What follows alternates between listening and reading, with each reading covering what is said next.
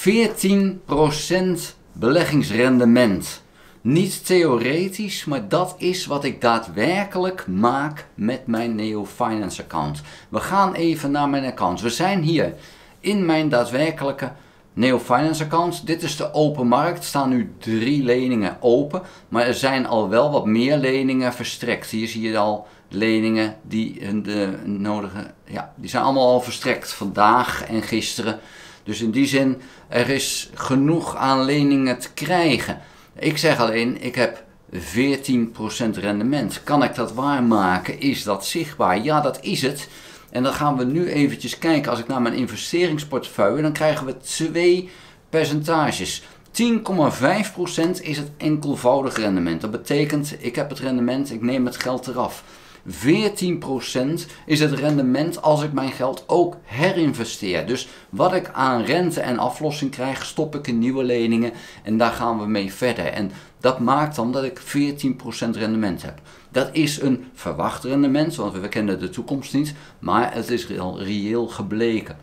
Kijken we eventjes naar op dit moment hoeveel geld ik op mijn account heb. In totaal ruim 115.000, waarvan dus 114.000 in leningen op dit moment, dat groeit nog steeds. En mijn opbrengst is al 24.350 euro. Dus dat is daadwerkelijk wat ik aan het doen ben. Mijn account, mijn live account. Wat is dit nu? Nou, Neo Finance is eigenlijk een administrateur. En die zorgt ervoor dat mensen die in Litouwen willen lenen, dat die dat kunnen aanvragen in hun systeem.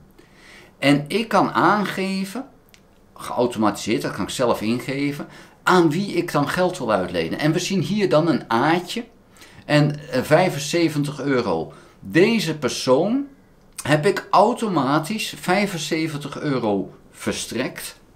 En als dus die lening vol is, en is nu 88%, als dit helemaal gevuld is, dan krijgt die persoon die erachter zit, krijgt het bericht, nou, wij hebben zoveel geld voor je, dat kost je 17% rente. En accepteer je het of niet? En als diegene het accepteert, dan begint die lening te lopen. Dit geld, die 75 euro, is op dit moment gereserveerd. Hoe weet ik dat? Nou, ook dat gaan we eventjes hier kijken. En dan gaan we dat terugzien in mijn portefeuille. Want dan zien we namelijk dat er een bepaald bedrag gereserveerd is. En uiteraard pak ik daarvoor de verkeerde ding. Dat is hier. Hier is 75 euro. Gereserveerd. Dat is die lening van net die je hebt gezien. Ik heb dan nog 928 euro over. En die zien we ook hierboven. Dus zo maakt het dat je dat kan zien. Investeringsportefeuille, wat dat dan is, want daar kunnen we dus onder andere mijn rendement zien. Maar kunnen we ook zien hoeveel leningen er uiteindelijk dan, op dit moment, hier, dit laat zien hoeveel er op tijd zijn. Dat is dit. En deze zijn vertraagd. Nou, die vertraagde leningen, bij mij is dat extra hoog, omdat ik die bewust koop. Je kan in de tweedehandsmarkt, de secundaire markt, kan je dus leningen kopen van anderen en die leningen lopen achter. Dat hoeft niet te betekenen dat ze slecht zijn, alleen die mensen zijn niet bij me betalen. Maar ze betalen vaak nog wel, niet altijd. Hierboven zien we een aantal leningen. Deze mensen zijn te laat en hebben niet betaald. Dus als je dan kijkt, 1,2% van al het geld wat ik heb ingelegd, daar hebben die mensen al meer dan 2 jaar niet betaald. Nou, als ik kijk bij de mensen die te laat zijn, hier zien we 2,7% van die mensen die zijn meer dan 2 jaar te laat, maar betalen wel. Ja, er zit dan in dit bedrag zit dan ook dit bedrag. Het is niet altijd even helder en het is soms een beetje ingewikkeld zelfs als je kijkt van hoe wat. Maar hier zit dus, dit zijn echt alle achterstalligen, maar er zitten dus ook leningen bij die wel betalen, maar gewoon iets achterlopen.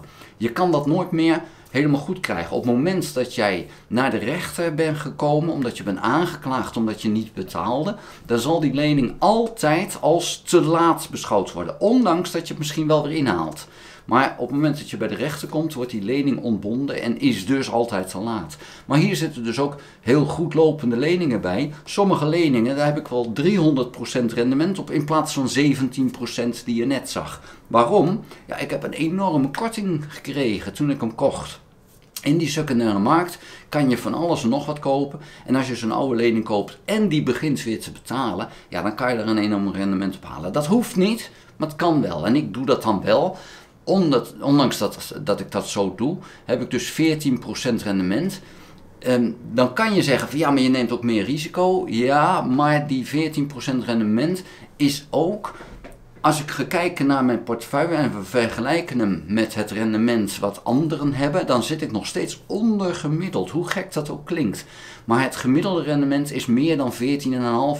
Dus ik ben nog voorzichtig, ondanks dat ik dus ook oude leningen koop. Leningen die dus vertraagd zijn. En daar neem ik een risico mee, want sommige leningen zullen misschien niet meer betaald gaan worden. Maar dat is gewoon mijn hobby in dit verhaal. Gaan we eventjes hier naar details. Dat is de geplande instroom. Is leuk om te zien. Ik ga er niet te lang over uitweiden.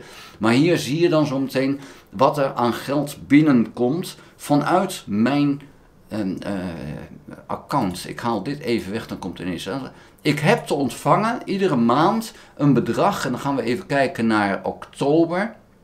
Een bedrag van rente 1256. Ik heb ontvangen een bedrag van 1153. Dus 100 euro is te laat. Is niet ontvangen, moet ik nog krijgen. Nou, dat loopt altijd ietsje eronder, omdat er altijd wel iets van leningen te laat zijn. Nieuwe leningen ook.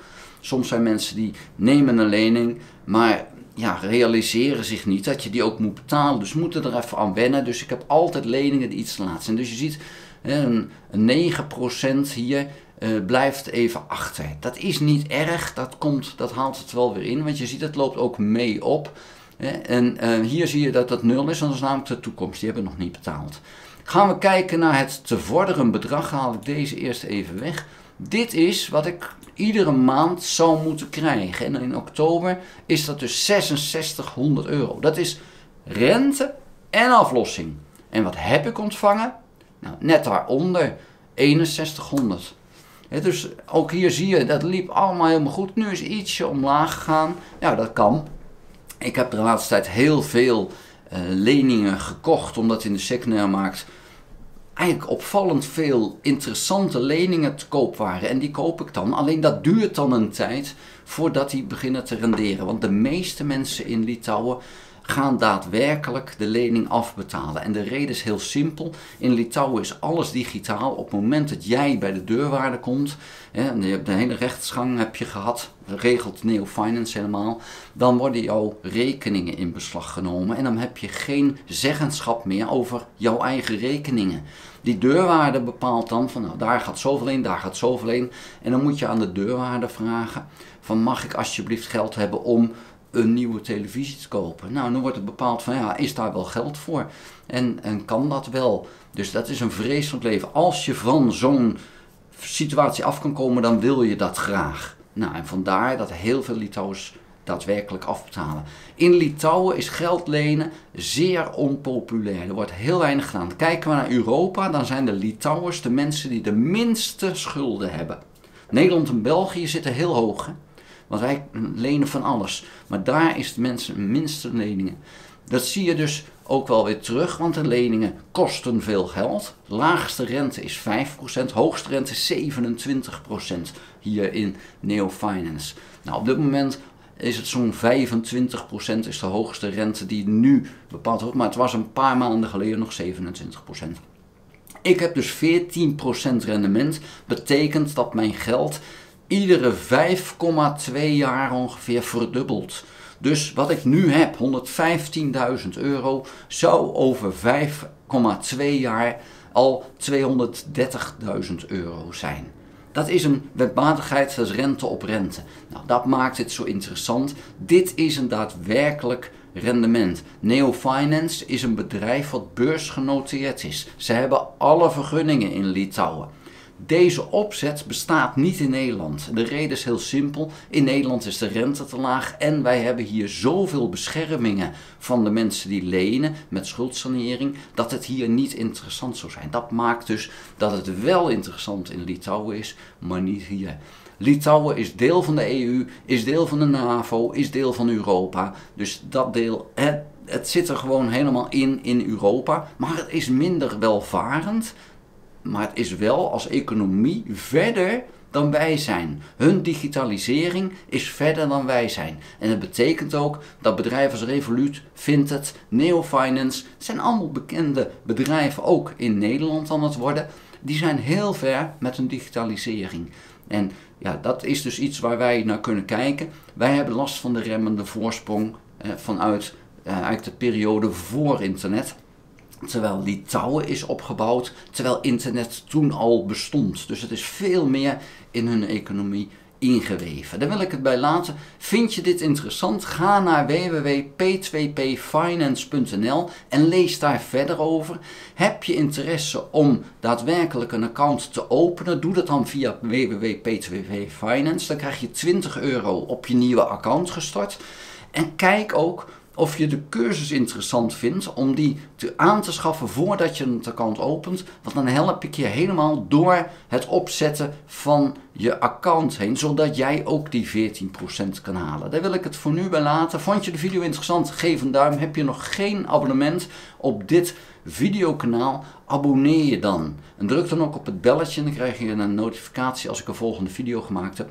Ga ook buiten www.p2pfinance.nl ook naar www.beursbox.nl. Schrijf daarin op de gratis nieuwsbrief. Dank voor het kijken. Houdoe!